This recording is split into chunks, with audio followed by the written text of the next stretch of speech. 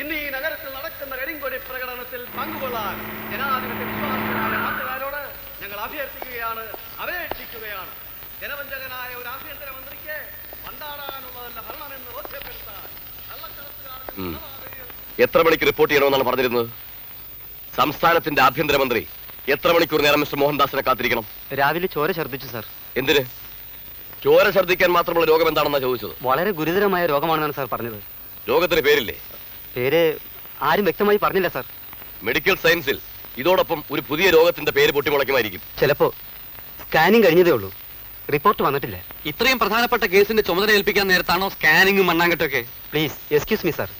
രോഗം ഒരു ക്രൈം അല്ല. ക്രിമിനൽസിനെ പിടികൂടുന്ന ഉത്തരവാദിത്തത്തിൽ നിന്ന് പോലീസ് ഉദ്യോഗസ്ഥന്മാർ മുടന്തൻ ന്യായങ്ങൾ പറഞ്ഞ് പിന്മാറുന്നത് അതിഭയങ്കരമായ ക്രൈമാണ്. നിരവധി ഡോക്ടർ സർട്ടിഫിക്കറ്റുകൾ ഞാൻ കൊണ്ടുവന്നിട്ടുണ്ട് സാർ. ചുരുങ്ങിയത് 6 മാസത്തേക്കെങ്കിലും വിശ്രമം വേണമെന്നാ വിദഗ്ധന്മാരുടെ അഭിപ്രായം. ഇതിലും ഭേദം താങ്കൾ മരിച്ചുപോയതായ ഒരു സർട്ടിഫിക്കറ്റ് കൊണ്ടുവരുന്നതായിരുന്നു.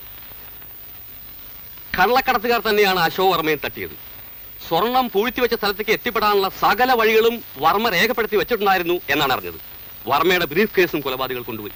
കള്ളക്കടത്തുകാർ വളരെ സംഘടിതരാണെന്നാണ് എനിക്ക് തോന്നുന്നത്. അക്കാര്യത്തിൽ സംശയമില്ല.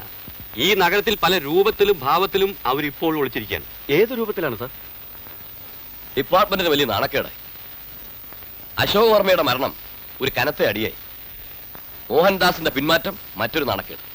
സാർ 11:30 എക്സ്റേ എടുക്കണം. പോണം പോണം സാർ. ഫയൽസ്.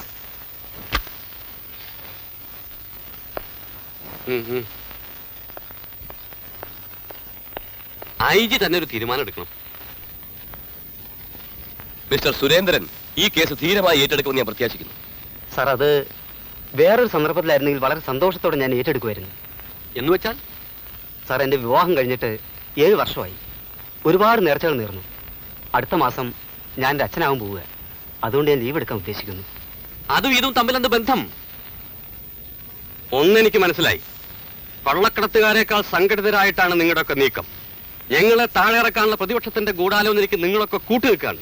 ഒരു കാര്യം ഞാൻ പറഞ്ഞേക്കാം, ഈ കേസുകളൊക്കെ തെളിയിച്ചാലും ഇല്ലെങ്കിലും 5 വർഷം തികച്ചു ഞങ്ങൾ ഭരിക്കും.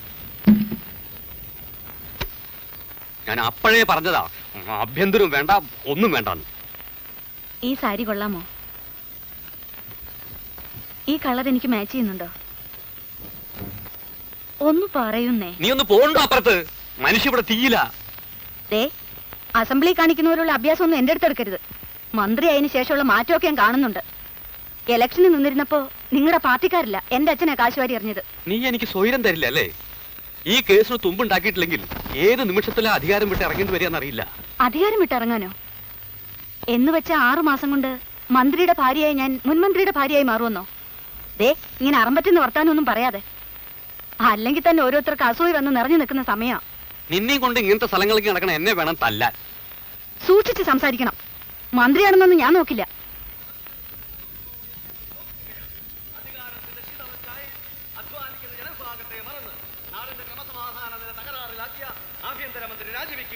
മന്ത്രിയുടെ രാജി ആവശ്യപ്പെട്ട് ഇന്ന് ഈ നഗരത്തിൽ നടക്കുന്ന കരിങ്കൊടി പ്രകടനത്തിൽ പങ്കുകൊള്ളാൻ ജനാധിപത്യ വിശ്വാസികളായ നാട്ടുകാരോട് ഞങ്ങൾ അഭ്യർത്ഥിക്കുകയാണ്, അപേക്ഷിക്കുകയാണ്.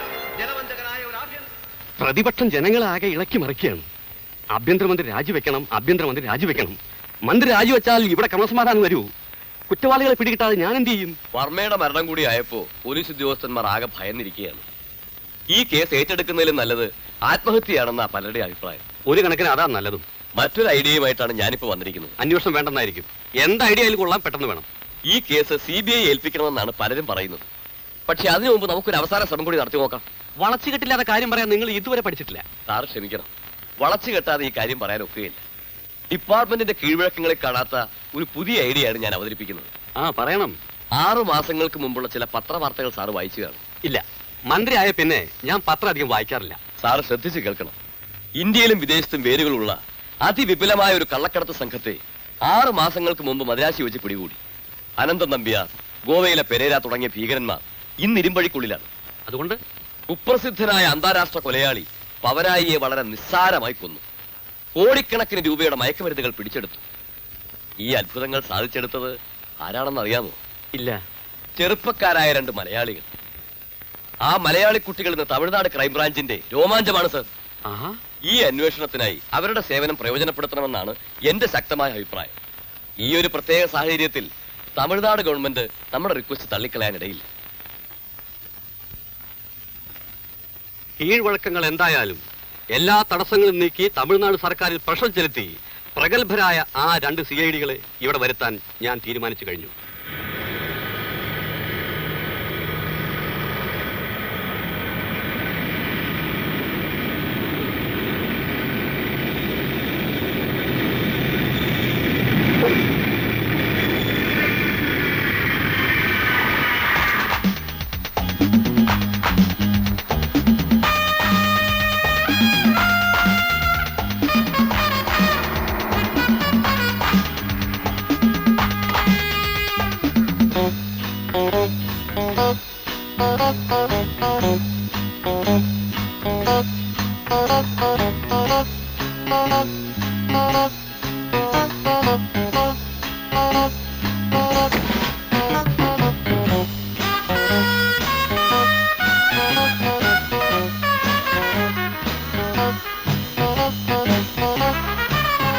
വരൂ സാർ.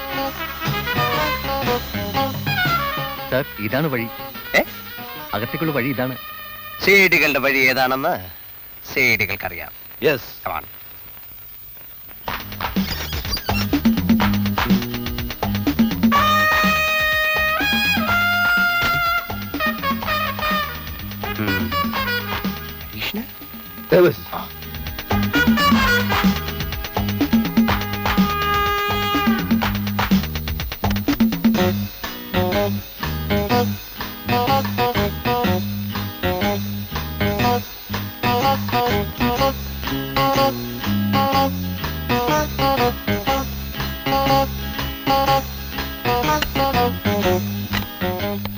ഇവിടെ ഒരു ഭീകരാവസ്ഥയൊന്നുമില്ലെന്ന് IG പ്രത്യേകം പറയാൻ പറഞ്ഞു.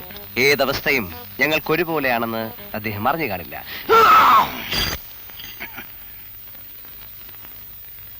കള്ളക്കടത്തുകാർക്കെതിരെ നീങ്ങിയ പോലീസ് ഉദ്യോഗസ്ഥന്മാർ ഒന്നിനു പിറകെ മറ്റൊന്നായി കൊല്ലപ്പെടുന്നു എന്നുള്ള വാർത്ത കണ്ട് ഭയപ്പെടരുത് എന്നാണ് അദ്ദേഹം ഉദ്ദേശിച്ചത്.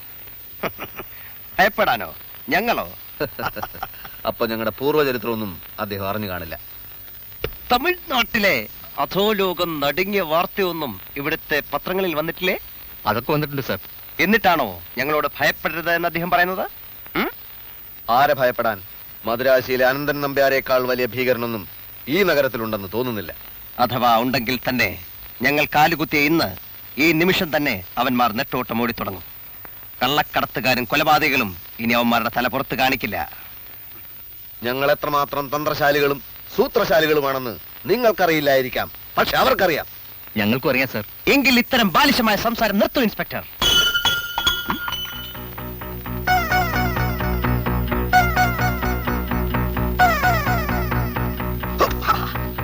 അനങ്ങിപ്പോകരുത്, എല്ലാവരും cancer.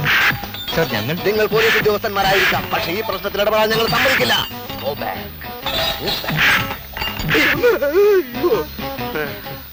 Arrest him. I say arrest him. ഇയാളെ നിങ്ങൾക്ക് ഭക്ഷണം ഉണ്ടാക്കാൻ നിർത്തിയാണ് സാർ. ഈ വീട് നിങ്ങൾക്ക് താമസിക്കാൻ. അപ്പൊ ഈ വീട്ടിലല്ലേ കൊല നടന്നിട്ടുള്ളത്? അല്ല. എങ്കിലാദ്യം ഞങ്ങളെ വീട്ടിലേക്ക് കൊണ്ടുപോകൂ.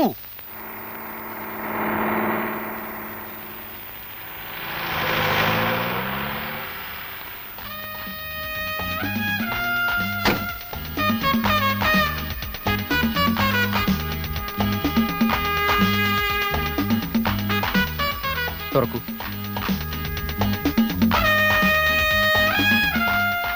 രണ്ട് നിലയുള്ള വീടാണല്ലേ? അതെ സാർ. പുറകുവശത്ത് വാതിലുണ്ടോ? ഉണ്ട് സാർ. ഈ വീടിന് എത്ര കൊല്ലത്തെ പഴക്കം കാണും? അത് കൃത്യമായി അറിയില്ല സാർ. അതറിയില്ലേ? അറിയണം. വീടിന്റെ പഴക്കവും കൊലയും തമ്മിൽ എന്താണ് ബന്ധം എന്നല്ലേ? അതിലൊക്കെ ചില കാര്യങ്ങളുണ്ട്. ഈ സംഭവം നടന്നത് എത്ര മണിക്കാണ്? രാത്രി ഒരു 11 കാണുമെന്നാണ് ഡോക്ടർമാരുടെ അഭിപ്രായം. അകത്ത് ബോഡി കിടന്ന സ്ഥലം മാർക്ക് ചെയ്തിട്ടുണ്ട് സാർ. കമാൺ.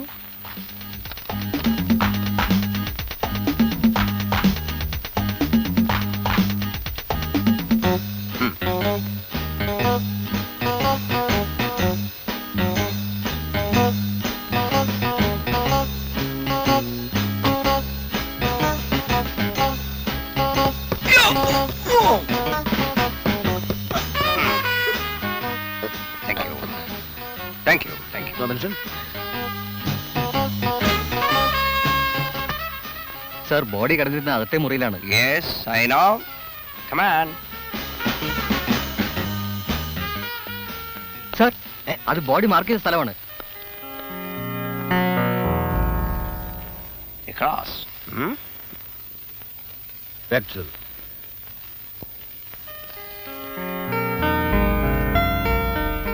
ഇത് തലയല്ലേ? അല്ല സർ, അത് കാലാണ്. ഇത് കൈ. ഇത് തല. മാർക്കിംഗ് ഒന്നും കറക്റ്റ് അല്ല. മാർക്കിംഗ് കറക്റ്റ് ആണ് സർ. ആര് പറഞ്ഞു? അത് നിങ്ങളാണോ തീരുമാനിക്കാൻ? സർ അത്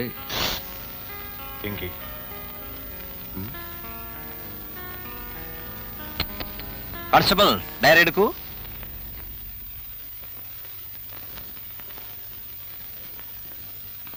ആ ടേപ്പും എടുക്കൂ കോൺസ്റ്റബിൾ. എന്നിട്ട് വാതിൽ നിന്ന് ഈ ബോഡി കിടന്ന ദൂരം അളക്കൂ.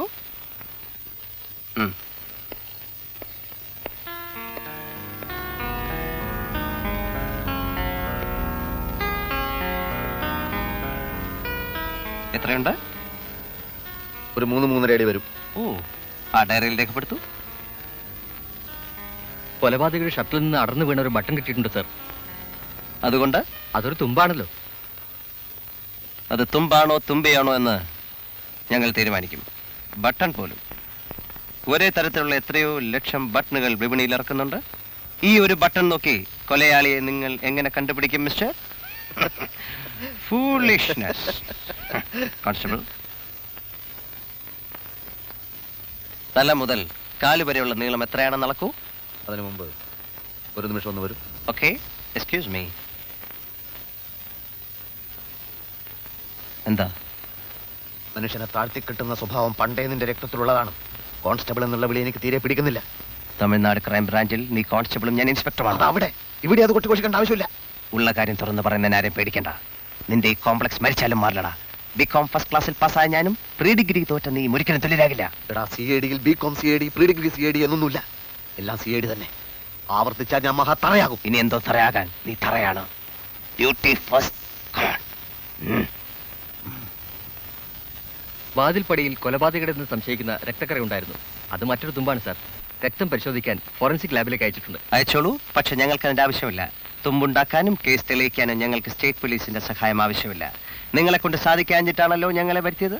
സാർ, ഞങ്ങളാൽ കഴിയുന്ന സഹായം. നോ, ഞങ്ങൾ ചില നിർദ്ദേശങ്ങൾ തരും, അതനുസരിച്ചാൽ മതി. ആദ്യമായിട്ട് മിസ്റ്റർ മരിച്ചാളിന്റെ പേരെന്താണ്? അശോക് വർമ്മ. അശോക് വർമ്മയ്ക്ക് മരിക്കുമ്പോൾ എത്ര തൂക്കം ഉണ്ടായിരുന്നു? വെയിറ്റ്? അത് ഒരു 70-72. ഊഹം പറ്റില്ല, കൃത്യമായ വെയിറ്റ് വേണം. എന്നിട്ട് അതേ വെയിറ്റിലുള്ള ഒരു ഡമ്മി ഉണ്ടാക്കണം. ആ ഡമ്മി ഞങ്ങൾ മുകളിൽ നിന്ന് താഴേക്കിടും. സാർ, കുത്തേറ്റാണ് വർമ്മ മരിച്ചത്. അപ്പൊ ഡമ്മി? അതൊന്നും നിങ്ങൾ അറിയണ്ട. എങ്ങനെ മരിച്ചാലും ഞങ്ങൾ ഡമ്മി ഇട്ട് നോക്കും. അതാണ് ഞങ്ങളുടെ ഇപ്പോഴത്തെ രീതി. ഡമ്മി ഒന്ന് പോരാ, 2 ആയിക്കോട്ടെ. അതെന്തിനാ? ഒന്ന് ചത്തയാൾ, മറ്റത് കൊന്നയാൾ. ഓ, അങ്ങനെ ആയിക്കോട്ടെ constable. Sorry, CAD mister Vijayan.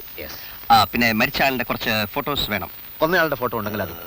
കൊലയാളി ആരാണെന്ന് അന്വേഷിക്കാനല്ലേ CAD നമ്മൾ വന്നത്? അല്ല, ശരിയാണ്. പക്ഷെ ഫോട്ടോ ഉണ്ടെങ്കിൽ കുറച്ചുകൂടെ എളുപ്പമുണ്ടല്ലോ. ഓക്കെ, തൽക്കാലം നമുക്ക് പോകാം. കമാൺ.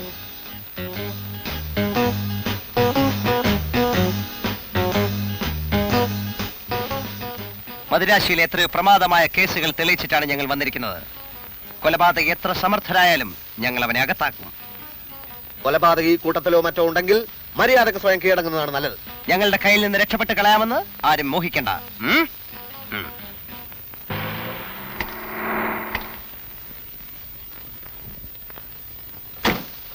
Sir, yes.